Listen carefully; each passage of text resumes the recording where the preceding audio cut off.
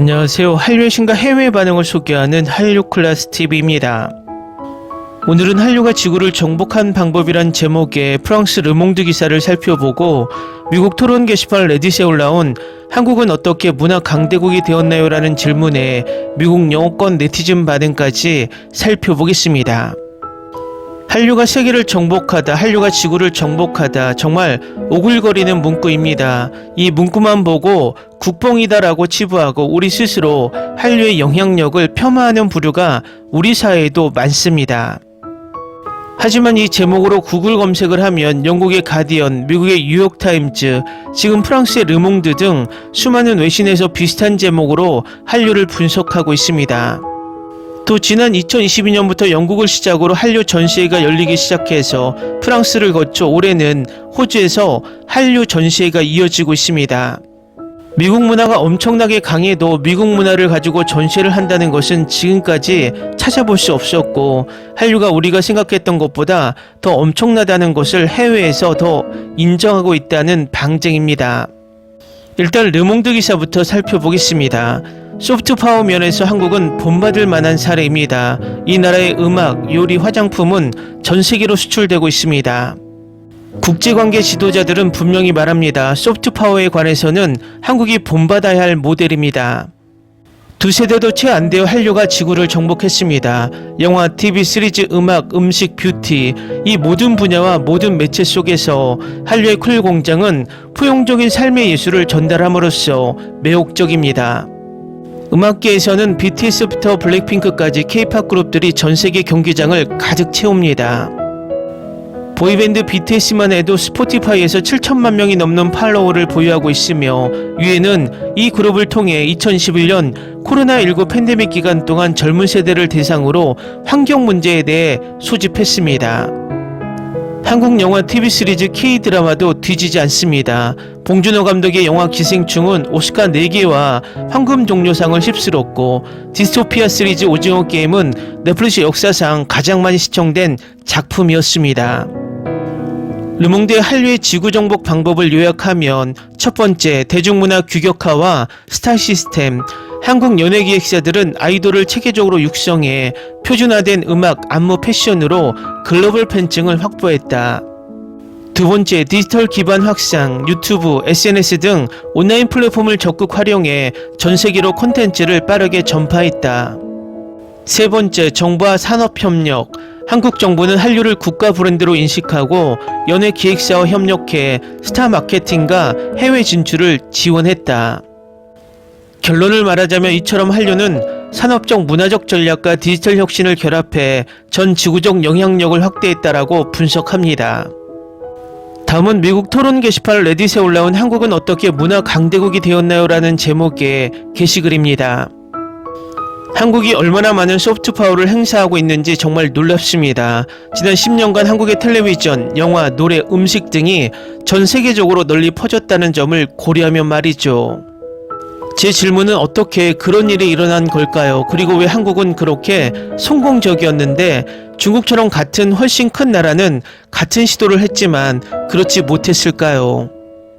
참고로 저는 덴마크 출신이고 덴마크 대중은 강남스타일이 나오면서 처음 한국을 알게 되었고 그 이후로는 영화 기생충, 오징어 게임과 같은 시리즈, BTS와 같은 밴드 그리고 불닭볶음면 같은 한국 문화가 계속 이어지고 있습니다.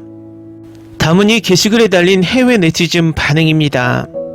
저는 수년간 많은 성공한 K-팝 아티스트와 미디어가 해외 시장 진출을 시도하다가 실패하는 모습을 많이 봤습니다. 지금은 많은 사람들이 모르지만 빅뱅, 비 같은 아티스트들이 예전에 해외에서 좋은 인상을 남겼습니다. 그 시도들과 강남스타일이 벽을 부술 만큼 강렬하게 세상을 강타했습니다. K-팝이 점차 한국에 좋은 인상을 남긴 반면 한국은 때때로 해외로 진출된 영화를 제작하기도 했습니다. 넷플릭스는 그 가치를 보고 투자를 시작했고 당연히 효과가 있었습니다. 온 타이밍 그리고 접근성입니다. 플러스 한국 웹툰 플랫폼이 스토리 측면에서 혁신을 더함. K-팝과 K-드라마 팬으로서 이게 가장 가까운 답이라고 생각해요. 물론 더 많은 요인이 있긴 하지만 아무리 접근성이 좋은 제품이라도 기준에 미치지 못하고 품질이 좋으면 인기가 많지 않습니다. 중국 드라마도 보려고 했는데 솔직히 10분 만에 두통이 왔어요. 저는 언어가 큰 장애물이라고 생각하며 마지막 한 줌을 걸고 중국 정부 문화부 담당자들이 이미 이를 알고 있고 어떻게든 오해하려고 노력하고 있다고 생각합니다. 할리우드와 미국 제작물의 콘텐츠의 품질은 지난 10년간 저하되었고, 이는 미국 콘텐츠의 글로벌 지배력, 영향력, 포화 상태가 상대적으로 약해졌다는 뜻이며, 따라서 틈새 콘텐츠에 더 많은 여유가 생겼습니다. 한국은 이전보다 조금 더 부유해졌고, 이는 엔터테인먼트 산업에 더 많은 자본이 흘러 들어오고 소비자들이 진출할 의향이 있는 가처분 소득도 늘어났다는 의미입니다. 그래서 업계가 더 큰 투자를 할 수 있게 되고 더 많은 우수한 인재들이 이 업계로 유입됩니다. 미적 감각도 중요해요. 저는 한국 패션을 모방하려는 다양한 인종을 많이 알고 있습니다. 의상부터 헤어, 메이크업까지 영향력이 분명히 느껴집니다. 하지만 인터넷은 모두에게 외부 노출 기회를 제공하지만 여전히 특별한 매력이 필요합니다. 제 생각은 경제성장 덕분에 그런 일이 일어났습니다. 그 자체로 한국은 K-팝과 같은 다른 분야로도 관심을 돌릴 수 있었고, 사람들은 K-팝이 그렇게 대단하지 않다고 말할 수 있지만 건강한 경제가 없으면 K-팝과 같은 것이 존재할 수 있는 시스템을 어떻게 가질 수 있을까요? 문화적 소프트 파워가 되기 위한 정부의 직접 미디어 및 엔터테인먼트 투자. 모든 정부는 예술 분야에 투자합니다. 호주에서도 마찬가지입니다. 유일한 차이점은 컨텐츠 품질입니다. 저도 동의합니다. 우리나라 대부분의 영화는 자금이 많이 지원되지만 모두 쓰레기입니다. 생각해보면 정말 놀라운 성취입니다. 그들이 상상했던 것보다 훨씬 더 성공적이었을 거라고 확신합니다. 예술에 투자하는 것이 이렇게 좋은 결과를 내는 모습을 보는 것은 정말 멋진 일이고 모두가 이득을 보는 것입니다.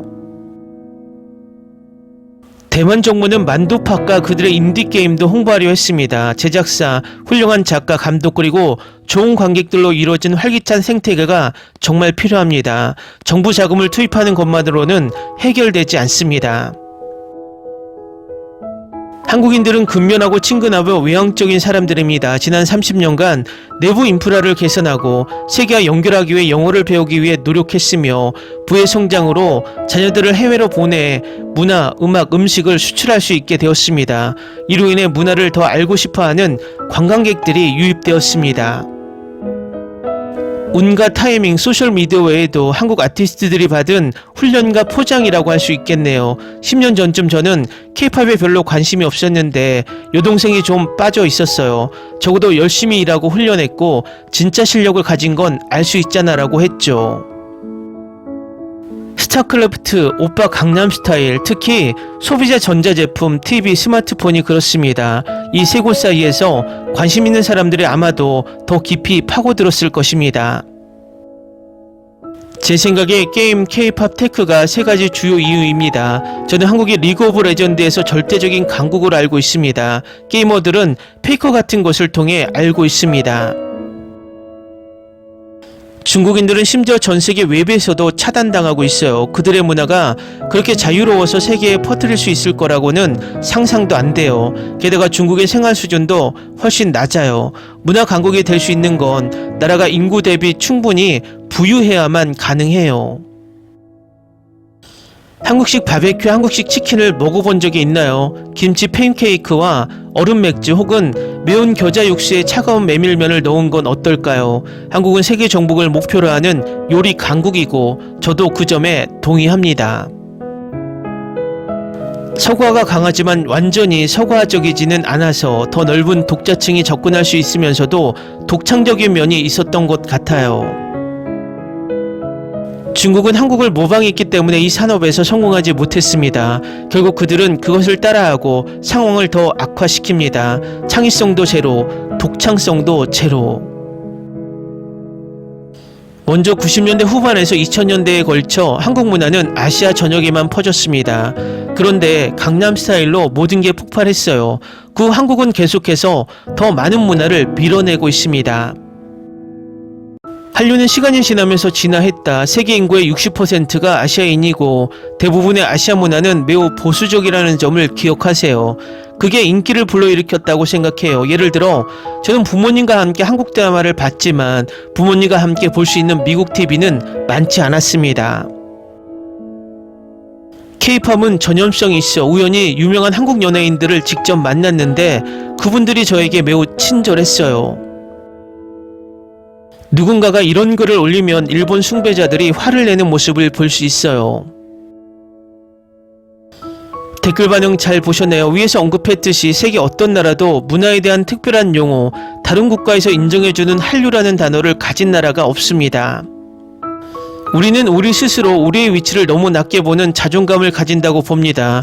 외신 기사도 국뽕이라는 비하적인 발언을 사용하며 애써 스스로를 폄하하며 자신들의 문화를 낮춰보는 부류들이 있습니다. 이 우리 스스로 낮춰보는 것은 좋게 말해서 유교주의 긴 역사 때문에 겸손이 몸에 익숙한 것이지만 일제강점기에 일본은 1등 국민, 한국은 2등 국민, 중국은 3등 국민 이렇게 서열을 정한 세뇌도 무시 못합니다. 또 유튜브에서도 AI를 이용해서 무분별하게 가짜 한류 뉴스를 생산해내는 피로감 때문일 수도 있습니다. 어쨌든 한류가 국뽕으로 취급되기에는 해외에서 우리를 바라보는 시각과 많이 다르다는 것입니다. 재밌게 잘 보셨나요? 여러분의 구독, 좋아요, 댓글, 알림 설정은 영상 제작에 큰 힘이 됩니다. 이 영상을 보신 모든 분들 항상 대박 나시고 행복하시길 바랍니다.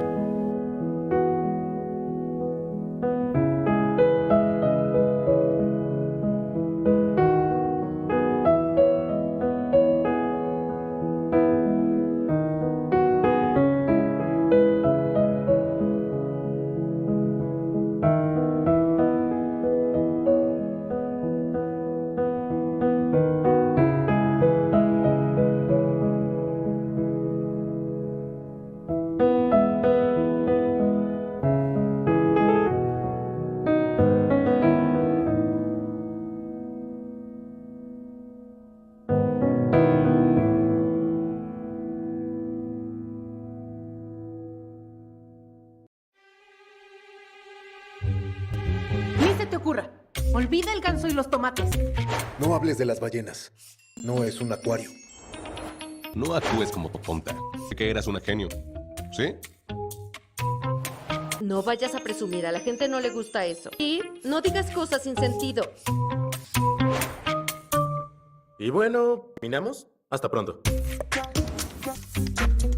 Abogada, tengo mucha curiosidad por conocerla.